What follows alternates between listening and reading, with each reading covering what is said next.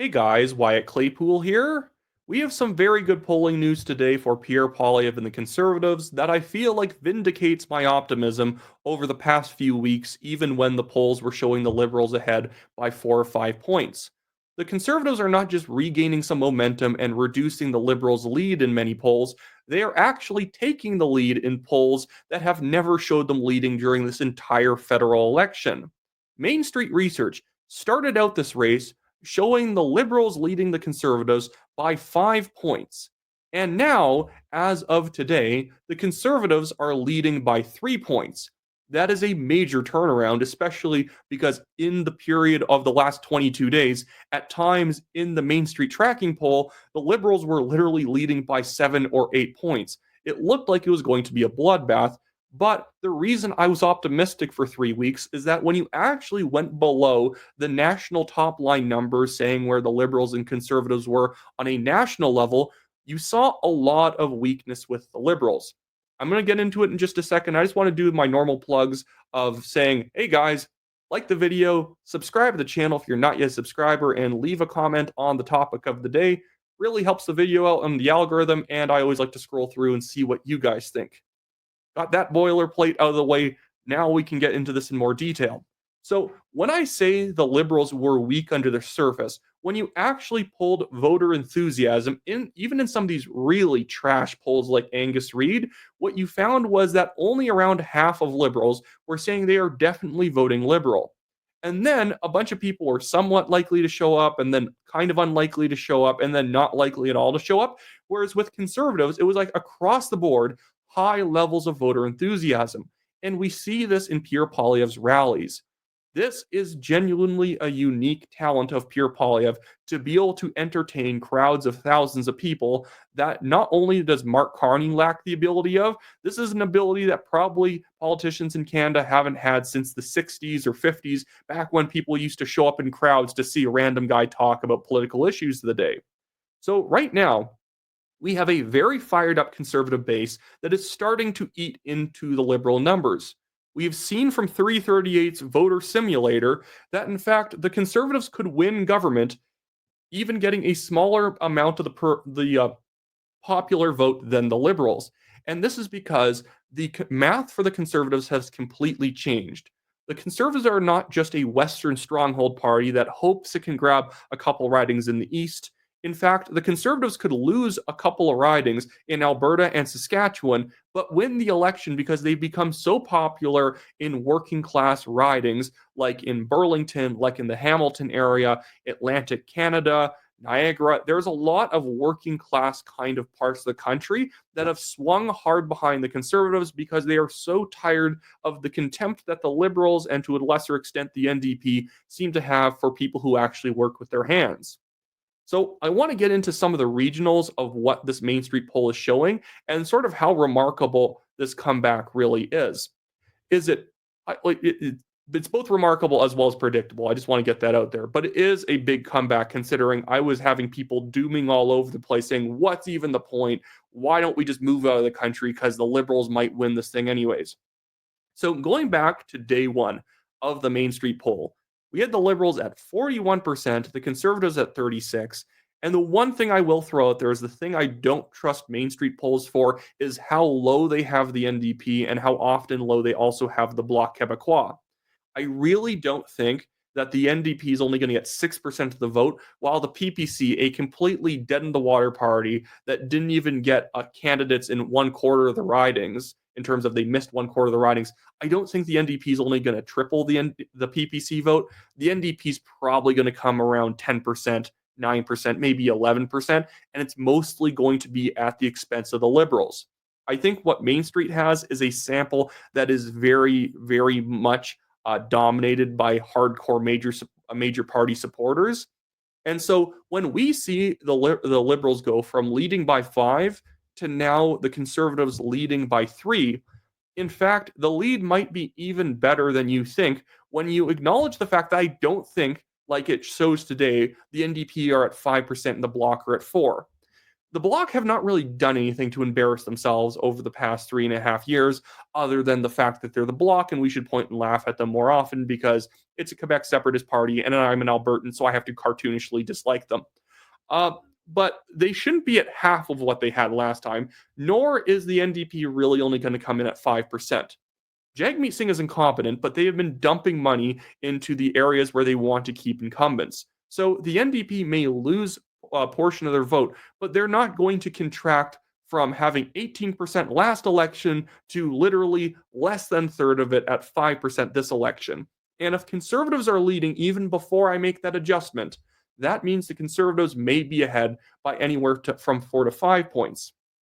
Now, I want to bring up some of the sub numbers. I'm only going to show you a small peek because I do have to pay for a subscription for Mainstreet. I don't want to step on Kudo Mackey's toes by just dumping all of his data out there.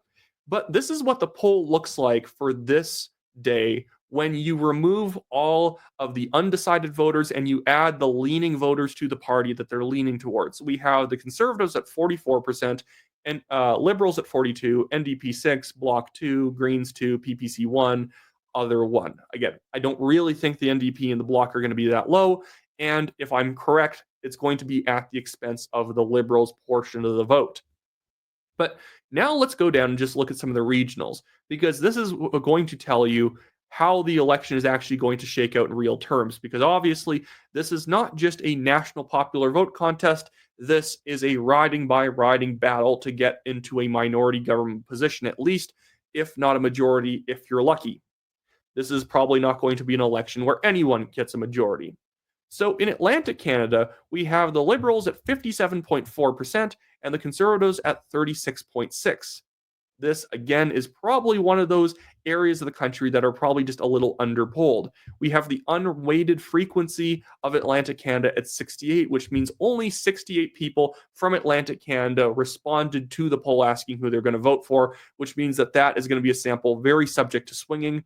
And by the way, this is how the law of big numbers works. The more people you poll, generally, the more accurate your poll is going to be, unless you're just micro targeting tons and tons of people in one very specific part of the region. So when you only poll 68%, the problem is that because people in urban areas are going to be more likely to pick up the phone than others or answer the survey online especially, that means that this is going to be a sample heavily favoring urban centers. And it's just not a big sample at all, which means it's also a bit of a problem. It's such a small sample that other, not even PPC, but other got 2% of the vote. So in Atlantic Canada, and I'm not just trying to wish cast here, I genuinely think we're going to see the Conservatives punch above 40%, and I actually kind of doubt the Liberals are going to be at 57. I bet they're probably going to be more at below 50%, because as unpopular as the NDP is in places like Atlantic Canada, they're more popular than 2.8%. Now, BC. This poll actually, in fact, has the Liberals leading in BC, but again, based on other polls I've seen, it's probably tighter, if not leaning conservative, because this poll also only has NDP at 9.3%, when in fact, this is a province that is both good for the NDP as well as it's good for the Greens. I actually think they might even have the Greens at 0% here. They have them at 2, and then they have the People's Party at 0.2 and other at 1.5. So this is an area where I think this is a fine stat for the Conservatives, but I could imagine it being better in real life. The real reason the Conservatives are actually really ahead in these polls is that they're just doing massively well in the prairies as well as Alberta. In Ontario, though, despite this being the place where the Liberals have the most seats to be able to either win or hold on to, it is now becoming a very close knife fight of 43.6 for the Conservatives and 45.6 for the Liberals. Quebec, similarly tight, 44.1 in Quebec for the Liberals, 30.6 for the Conservatives, and 16.5 for the Bloc Québécois.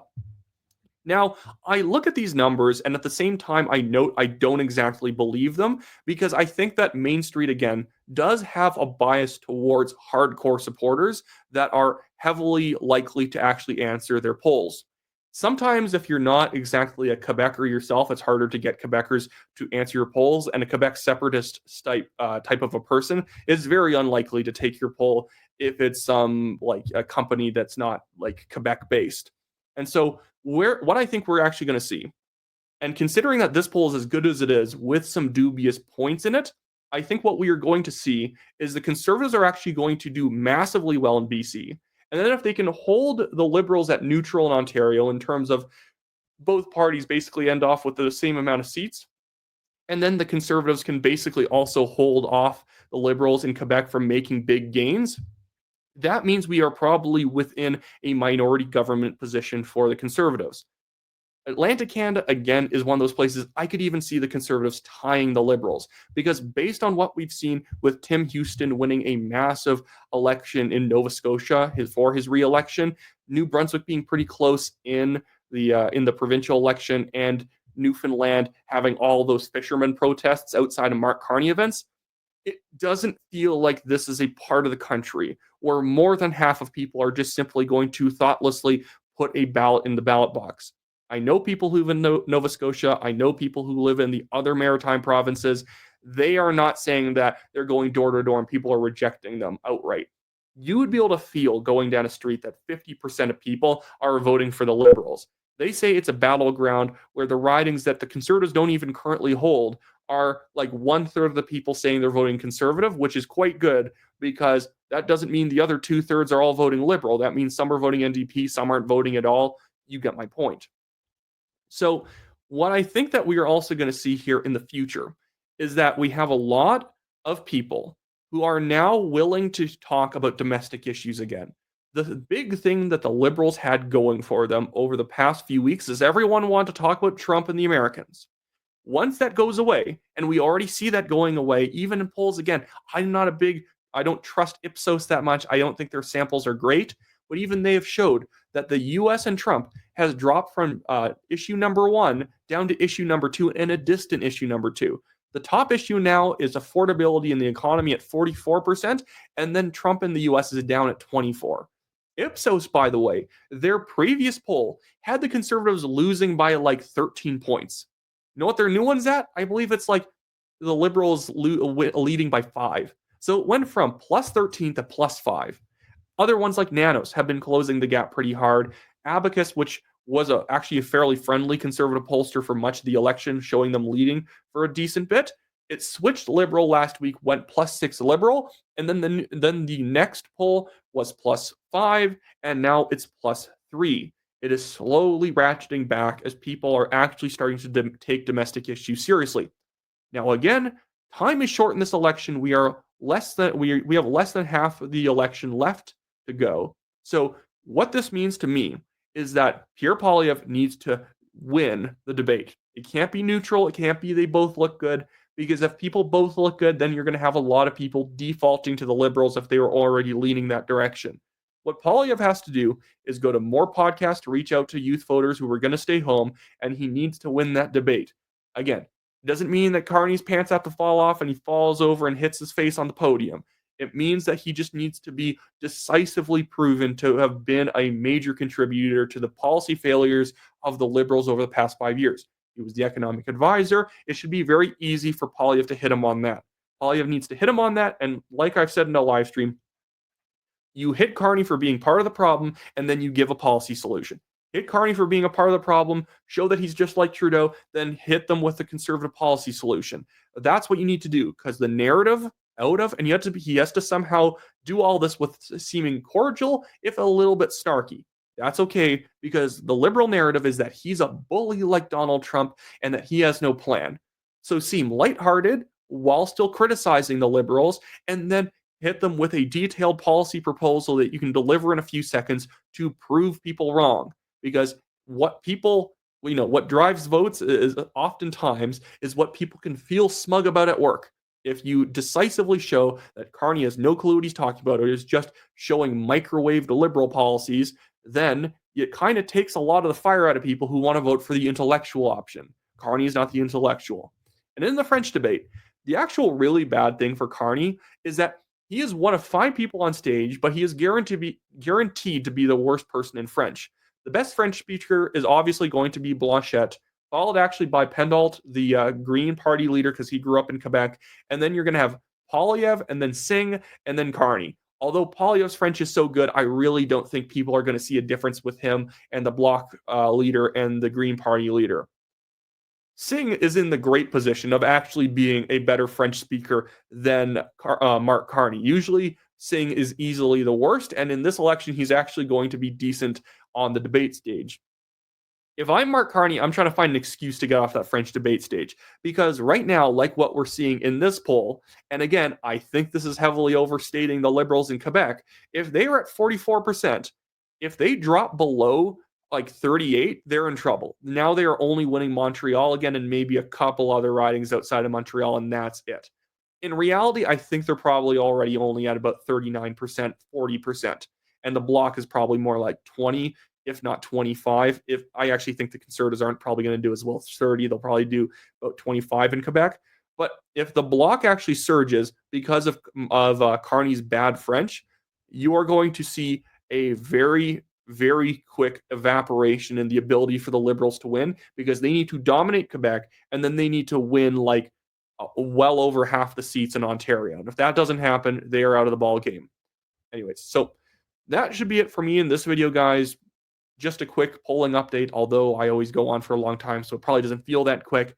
Conservatives are doing well. Pretty much all the polls are showing them gaining momentum again, even if they were just trash pollsters. I tend to put pollsters in three categories. There are conservative-friendly pollsters on average, which are, I would say, Kolsovsky, Abacus, and Innovation or innovative. Doesn't mean they always show the conservatives leading, but they tend to have good samples for picking up on conservative voters out there. There are the people who are not kind to the conservatives. That would be the Mainstreets. That would be Leger, Liaison, Research Co., Polera. And then there are the gutter trash pollsters, in my opinion, which are Ecos and Angus Reid. Do not listen to them. Their poll samples make no sense. If anyone says that somebody is leading in this election by more than 8 points, they're lying because no, they're not. This is a knife fight election, and if make sure you go out and vote early because I want those voter lines on election day to not scare away those less likely to vote people who think they'll stand in line to vote conservative for 30 minutes, but as soon as it gets to 45 or 50 minutes, they're out. So make sure if you're definitely voting conservative, please vote early. So, anyways, that's it for me today, guys. I'm traveling to Ottawa probably when you're watching this video to go help out in the Nepean riding and to try and defeat Mark Carney in that riding that he's running in. So if you live in the area, you might want to help out Barbara Ball or go to Canada. These are winnable ridings in the Ottawa area that are usually not on the table for the Conservatives at all. So I want to make sure I get out there, actually hit doors, put my money where my mouth is, because I don't want to just tell you guys to volunteer. I'm going to volunteer as well. So anyways, see you guys later.